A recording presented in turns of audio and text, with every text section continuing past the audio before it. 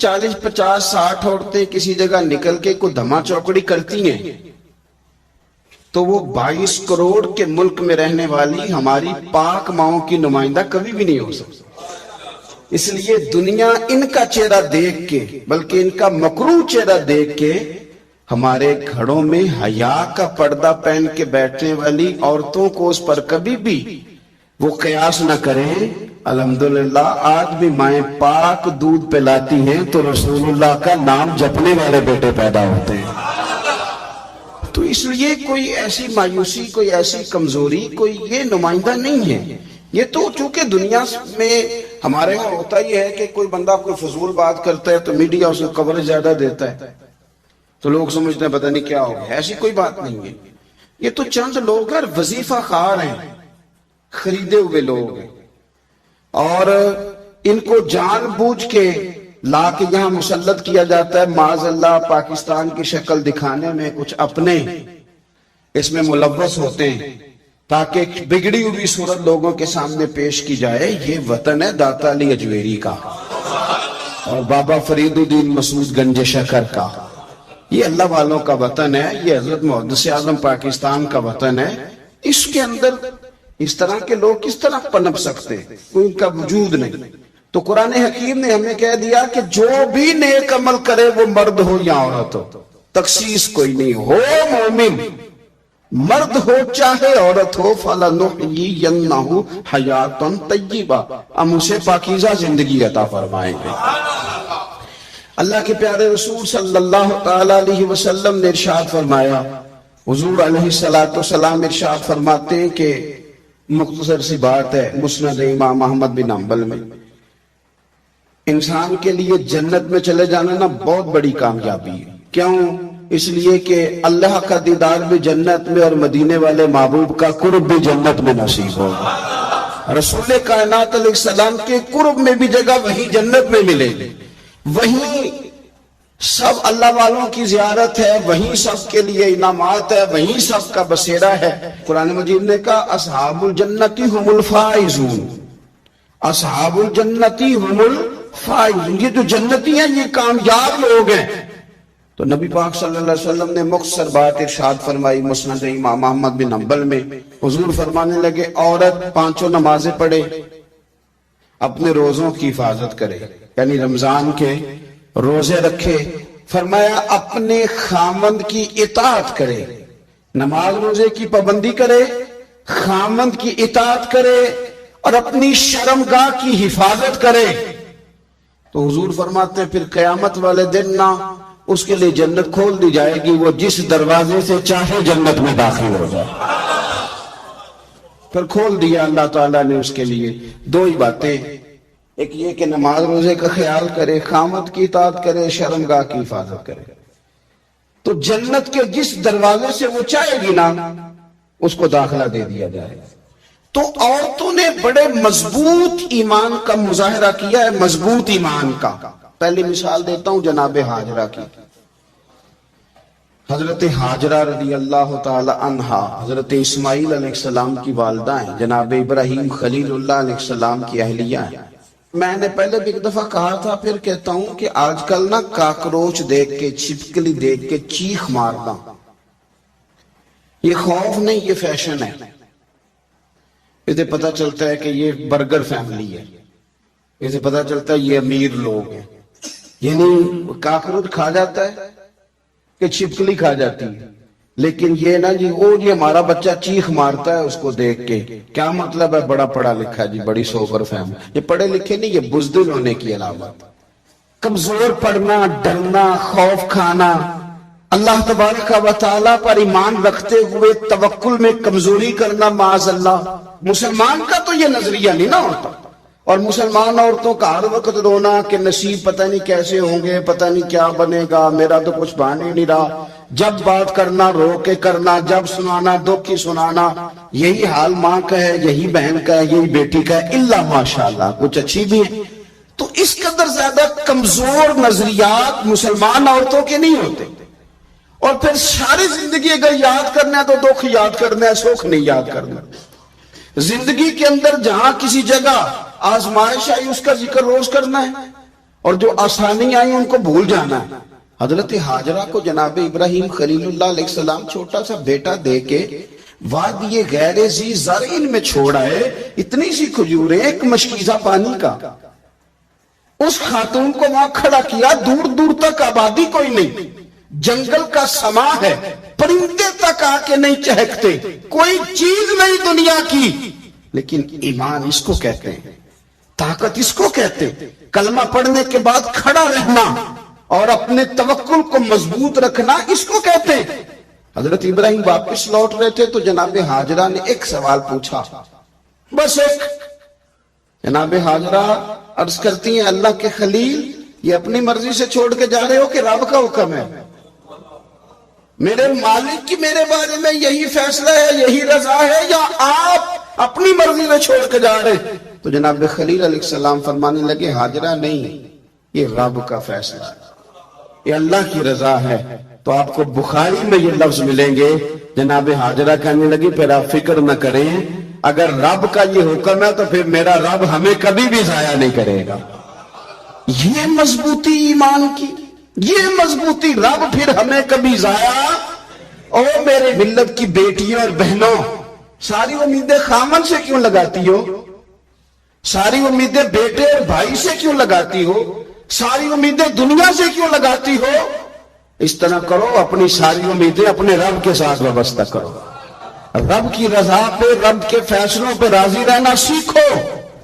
اگر تم یہاں ٹھہر گئی نا تو تمہارے پھر آنسو بہیں گے ضرور پر اللہ کی بارگاہ میں، پھر تمہاری دعائیں کے لیے ہاتھ اٹھیں گے ضرور پر اس کا کرم طلب کر گا، پھر کمزور باتیں نہیں کرو۔ اس طرح ایمان عورتوں کا مضبوط تھا، اسی طرح ہماری جو اسلاف میں خواتین گزری ہیں، صحابیات، ان کا نا تبلیغ کا جذبہ بھی بڑا مضبوط تھا، بڑا مضبوط تبلیغ کا جذبہ۔ حضرت ام شریک رضی اللہ تعالی عنہ قبیلہ بنو عامر سے تعلق رکھتی تھی، پر مکے میں آئی ہوئی تھی، گھر گھر جا کے رسول اللہ کا دین بتاتی تھی۔ ان دنوں میں نہیں جن دنوں میں پھول پھینکے جاتے ہیں تبلیغ کرنے والوں پر، جن دنوں میں نعرے لگتے ہیں ان دنوں میں نہیں، ان دنوں میں جب چھپ چھپ کے لوگ دین کی بات کرتے تھے۔ حضرت زید بن ارقم رضی اللہ تعالیٰ عنہ کے گھر میں لوگ بیٹھ کے دین سیکھتے تھے۔ یہ خاتون، مجھے آج کہہ لینے دے یار، مجھے کہہ لینے دے، ووٹوں کی ضرورت ہو تو عورتیں گھر گھر چلی جاتی ہیں، ایک سیٹ کی ضرورت ہو تو بیویوں کو گھر گھر بھیج لیا جاتا ہے۔ یہ دیکھو، یہ ایمان ہے رسول اللہ صلی اللہ علیہ وسلم پر صحابیات کا، یہ کمال ہے کہ گھر گھر وہ بھی گئی ہیں پر ووٹ کے لیے نہیں، رسول اللہ کے دین کے لیے، رسول اللہ کے دین کے لیے گھر گھر حضرت ام شریک جاتی، جا کے نا، اور وہ طریقہ تھا نا، عورتوں کو قائل کرتی، بڑے کٹھن حالات تھے اسلام پر، اعلانیہ کوئی بات نہیں کر سکتا تھا۔ حضرت ام شریک کہتی ہے میں عورتوں کو بلاتی، کہتی میری بات سنو، جب وہ قریب آتی تو میں نے نبی پاک کا دین بتاتی، سائیڈ پہ کر کے کونے میں نہ تھوڑا تھوڑا، یار آپ ذرا اس کا لطف تو لیں، اس کا ذائقہ تو دیکھیں۔ حضرت ام شریک کہتی ہے میں گھر گھر جاتی بتاتی، تو کافروں کو پتہ چل گیا کہ یہ تبلیغ کرتی ہے۔ انہوں نے مجھے بلایا، کہنے لگے تیرے برادری اور قبیلے کا مسئلہ نہ ہوتا تو ہم تجھے قتل کر دیتے، اب ہم تجھے واپس بھیجتے ہیں۔ چند مردوں کو میرے ساتھ کیا، مجھے گھوڑے اور اونٹ کی ننگی پشت پر باندھ لیا۔ ننگی پشت پر لمبا سفر کرنا مشکل ہوتا ہے، پسینہ آئے، بڑی تکلیف ہوتی ہے گھوڑے پر بیٹھ، اب وہ کوئی کجاوا نہیں، کوئی چیز نہیں، اسی طرح باندھ کے لے گئے۔ اور فرماتی ہیں کہ 3 دن اور 3 راتوں کا وہ سفر تھا، رستے میں وہ خود چھاؤں میں بیٹھتے اور مجھے باندھ کے دھوپ میں ڈال دیتے۔ 3 دن میں نے زمین پر چلنے والی کسی چیز کی آواز نہیں سنی، لیکن وہ جب نبی پاک کے دین کی بات پوچھتے تو میرا کلیجہ خوشی کے ساتھ ٹھنڈا ہو جاتا، آنکھیں کھل جاتی اور میں کہتی کیا بات ہے میرے نبی پاک کے دین کی۔ اس کیفیت میں بھی وہ تبلیغ کی لذت اپنی جگہ موجود۔ حضرت ام شریک رضی اللہ تعالیٰ عنہ فرماتی ہے ایک جگہ انہوں نے مجھے لٹا دیا باندھ کر، پیاس بڑی شدید تھی، پانی پینے کو دیتے نہیں تھے، روٹی کھانے کو، ایک عورت کی بات کر رہا ہوں، یہ خاتون کی بات کر رہا ہوں۔ آج کل تو ہمارے بچے شام کو سالن ٹھیک نہ پکا ہو تو موبائل توڑ دیتے ہیں، یہ قوم نہیں میدانوں میں جا سکتی، جہاد نہیں کر سکتی۔ خاتون کہتی ہے کہ شدید پیاس تھی اور مجھے باندھ کے لٹایا ہوا تھا، مجھے جب تکلیف بڑھ گئی تو اچانک میں نے دیکھا پانی کا ایک ڈول برآمد ہوا ہے، میں نے اسے تھوڑا سا پی لیا، پر طلب ابھی باقی تھی، وہ پھر آ گیا برتن، میں نے پھر پیا، طلب ابھی باقی تھی، پھر برتن آ گیا۔ امام ابو نعیم نے اس کو لکھا ہے حلیۃ الاولیاء میں، فرماتے ہیں تیسری دفعہ وہ پھر بھرا ہوا ڈول پورے کا پورا آ گیا، اب میں نے پیا بھی، اپنے کپڑوں پہ بھی چھڑکا۔ جب وہ سارے بیدار ہوئے تو مجھے آگے کہنے لگے کہ تو نے ہمارا پانی استعمال کیا۔ فرماتی ہے پھر انہوں نے اپنے برتن دیکھے، مشکیزیں دیکھے تو بھرے ہوئے تھے، میرے قریب آ کے کہنے لگے یہ پانی کہاں سے آیا؟ تو میں نے کہا تم ابھی میرا عقیدہ نہیں سمجھے، یہ میرے رب نے مجھے دیا ہے، میرے رب نے مجھے دیا۔ فرماتی مجھے باندھ کے لے جا رہے تھے، پر جب میری بات سنی نا تو بول کے کہنے لگے ہمیں سمجھ آ گئی ہے تیرا دین ہمارے دین سے بہتر ہے، تیرا عقیدہ ہمارے عقیدے سے بہتر ہے۔ اور ایک روایت میں یوں بھی ہے کہ وہ باندھ کے لے جا رہے تھے، پر یہ کمال دیکھا تو کلمہ پڑھ کے مدینے والے کے غلام بن گئے۔ صحابیات نے نا بڑا جم کے دین کا کام کیا، عقیدہ، پھر تبلیغ، پھر میدان جہاد۔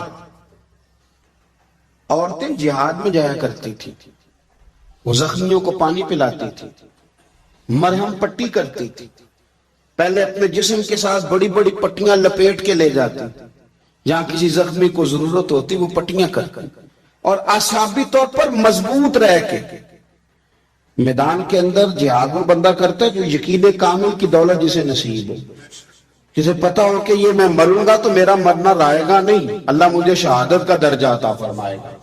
لیکن اگر یہیں سے بندہ اپنے آپ کو مطمئن نہ کر سکے تو میدان میں جائے گا۔ یقین کامل ہو، اگر ہو یقین کامل پیدا تو پھر کٹ جاتی ہیں زنجیریں، پھر انسان آگے مضبوطی سے آگے بڑھتا ہے۔ نبی پاک صلی اللہ علیہ وسلم جب جہاد کے لیے تشریف لے جاتے نا تو عورتوں پر کسی نہ کسی شخص کو نمائندہ بنا کے چھوڑ کے جاتے تھے۔ ایک دفعہ مولا علی شیر خدا کو بھی چھوڑ کے گئے، حضرت عبداللہ ابن مکتوم رضی اللہ تعالیٰ عنہ کو بھی ایک دفعہ چھوڑ کے گئے۔ ایک موقع پر نا حضور نے عورتوں کو ایک جگہ پہ چھوڑا پیچھے، تو وہ قلعہ تھا حضرت حسان بن ثابت رضی اللہ تعالیٰ عنہ، بڑا مضبوط قلعہ تھا۔ اس قلعے کے اندر خواتین ساری محفوظ کر کے ان کو وہاں بٹھا دیا گیا، حضور جہاد کے لیے چلے گئے۔ اب وہاں قلعے میں عورتوں کو اس لیے رکھا گیا تھا کہ یہاں یہودی بھی ہیں، تو ایسا نہ ہو کہ ہم باہر لڑیں تو وہ اندر سے کوئی شرارت کر دیں، لہذا عورتیں محفوظ رہیں۔ حضرت حسان بن ثابت رضی اللہ تعالیٰ عنہ کی ڈیوٹی تھی تلوار لے کے حفاظت کرنے کی، تو ایک یہودی آ گیا، وہ اب ٹو کرنے لگا، تجسس کرنے لگا کہ یہاں عورتیں ہیں تو کوئی مرد بھی ہے کہ نہیں، دائیں بائیں دیکھنے لگا۔ حضرت صفیہ رضی اللہ تعالیٰ عنہ نے توجہ کی، اور جناب حسان بن ثابت سے کہنے لگے کہ منٹ لگا اس کی گردن مار دے، ایسا نہ ہو کہ یہ جا کے بتا دے، گردن اڑا دے۔ حضرت حسان بن ثابت ذرا تھوڑی کوشش کرنے لگے، ارادہ کرنے لگے، آگے بڑھنے لگے، تو ابھی وہ تیاری میں ہی تھے تو حضرت صفیہ رضی اللہ تعالیٰ عنہ خود نکلی پیچھے سے ہو کے، ذرا سا ایک ستون کے پیچھے چھپی، ہاتھ میں بڑا سا ڈنڈا پکڑا، وہ آپ کے قریب سے گزرنے لگا۔ تو یہ خاتون کی بات کر رہا ہوں، خاتون کی، کسی مرد کی ضرورت ہے عورت کو تنگ کر جائے؟ شرط یہ ہے کہ عورت کے اندر بھی تو غیرت ایمانی ہونا، اس کے اندر بھی تو وہ قوت ہونا، ایسا نہ ہو کہ وہ کمزور پڑ جائے۔ ہاتھ کے اندر ڈنڈا تھا، جب وہ یہودی پاس سے گزرنے لگا تو اللہ اکبر کہہ کے بی بی نے اتنے زور سے مارا ڈنڈا، حضور کی پھپھو نے ایک ہی ڈنڈا کھایا اور وہ زمین پہ ڈھیر ہو گیا۔ حضرت صفیہ نکلی اور جناب حسان بن ثابت سے کہنے لگی مجھے آتی ہے شرم، کیونکہ جب کسی کو مار دیا جائے تو اس کا مال مال غنیمت ہے نا کافر کا، اب اس کی زرہ اتارنی ہے، اس کی تلوار لینی ہے۔ فرمایا مجھے شرم آتی ہے، وہ مرد ہے، اس طرح کرو مار میں نے دیا، سامان تم اتار کے لے آؤ۔ یہ قوت تھی مسلمان عورتوں کے اندر، یہ شوق تھا، یہ جذبہ تھا۔ ہمارے یہاں نا اور روز روز کی کمزوریاں، عورتوں کا روز آنسو بہانا اور جہاں بھی سنانا دکھ ہی سنانا، اس نے انہیں کمزور کر دیا۔ آپ کے ذہن پہ چیزیں سوار ہو جاتی ہیں نا، تو یہ جو مرد زیادہ رہتے ہیں نا عورتوں کے ساتھ، زیادہ وقت گزارتے ہیں، زیادہ داستانیں سنتے ہیں، ان میں وہ ساری چیزیں پیدا ہو جاتی ہیں۔ آپ نے ناراض نہیں ہونا، میں دعوے سے کہتا ہوں کہ جو جوان اپنی اماں کے اور ابا کے شکوے کرنے لگ جاتا ہے نا، اس نے 1.5 گھنٹہ باتیں سنی ہیں بھی ایسے مفت میں نہیں شکوے کرتا، اس نے ہلکا ہلکا کہیں جی بھی کیا ہے، تو تب یہ ساری کہانیوں نے جنم لیا۔ آپ جس کی صحبت میں بیٹھیں گے اس کا کچھ نہ کچھ اثر، بلکہ عارف رومی تو کہتے ہیں کہ شیر کے بچے کو بکریوں میں چھوڑ دو، بکری بن جائے گا۔ شیر کے بچے کو بکریوں میں چھوڑو، وہ بکری ہے، اس لیے کہ شیروں کی صحبت بندے کو شیر بناتی ہے۔ تو جب بیٹھنا ہی نہیں ہے، باتیں ہی سارا دن یہ والی سننی ہے، ہر وقت رہنا ہی اسی داستان میں، پھر کمزور باتیں، پھر اپنے ماضی کے دکھ، پھر پتہ نہیں کیا۔ آپ نے ناراض نہیں ہونا، میں بعض جوانوں کی باتیں سن کے میرا دل کرتا ہے کہ اسے کہوں یار تو کیا بات کر رہا ہے، اپنا قد دیکھ تو اپنی عمر دیکھ، رب نے تجھے مرد بنایا ہے، تو کمال آدمی ہے، تو کھڑا ہو۔ اگر اس طرح امت مسلمہ کے نوجوان رہیں گے تو میدانوں میں کس نے نکلنا؟ بات بات پہ رو جانا، بات بات پہ سہم جانا، حالات کے سہمے ہوئے لوگوں کو بتا دو حالات بدل جاتے ہیں، ایک جیسے نہیں رہتے۔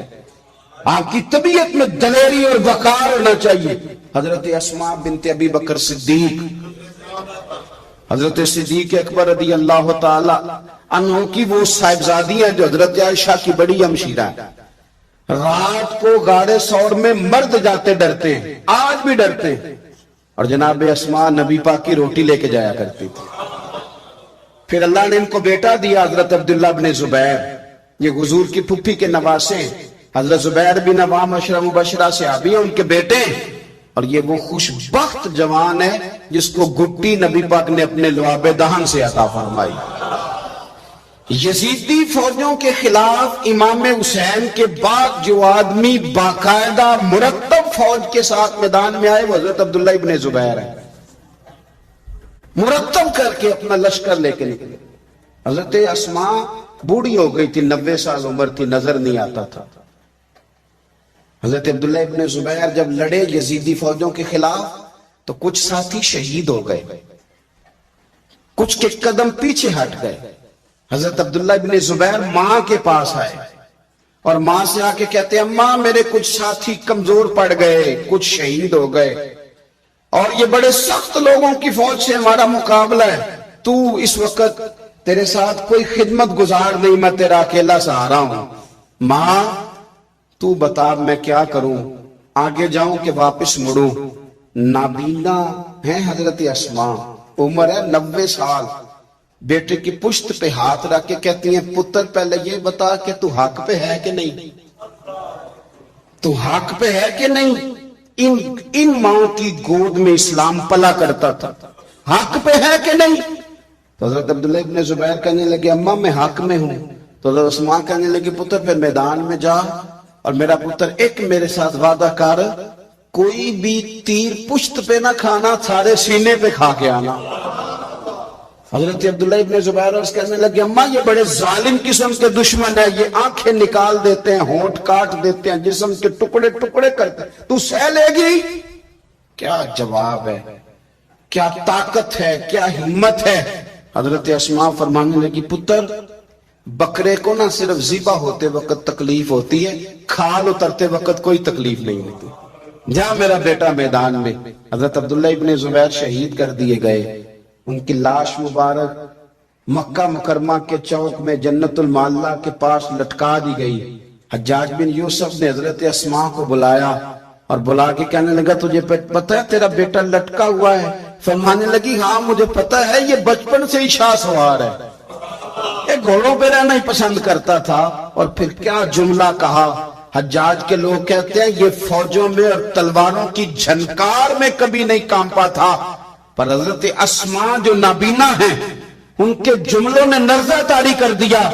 فرمانے لگی حجاج میرا پتر لٹک گیا ہے، کہیں تیرے آگے جھکا تو نہیں نا؟ لٹک ہی گیا ہے، جھکا تو نہیں میرا پتر؟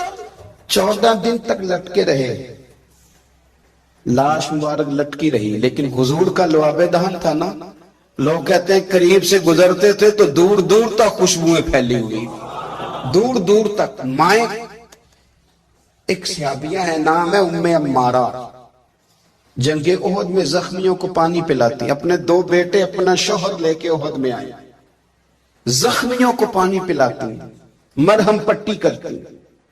اچانک جنگ کا پانسا پلٹ گیا، وہ درے پہ جو لوگ حضور نے مقرر کیے تھے وہ غلط فہمی کی وجہ سے درہ چھوڑ گئے، حالات اور ہو گئے، عجیب سا ماحول ہو گیا۔ پھر یہ بھی افواہ پھیلا دی گئی کہ معاذ اللہ حضور شہید کر دیے گئے، لوگوں کے حوصلے بڑے اور رنگ اختیار کرنے لگے، حضور کے گرد تھوڑے سے لوگ رہ گئے۔ او میرے بھائیوں، او ملت کی بیٹیوں بہنوں، یہ ہے تمہارا انداز دین کی خدمت میں، یہ خواتین کا انداز ہوتا ہے۔ حضرت ام عمارہ پہلے زخمیوں کی مرہم پٹی کرتی تھی، اب سارا کچھ پھینک دیا، تلوار لی اور جا کے نا حضور کے گرد کھڑی ہو گئی، کہنے لگی آئے نہ کون آتا ہے میرے کریم کے پاس، آگے دکھائے نہ کوئی، اسا کیتی ہے جان حوالے رب دے، ایسا عشق کمایا ہے اسی مرن تو گئی مر گیا باپ، اسا تا مطلب نو پایا، آ کے کھڑی ہو گئی۔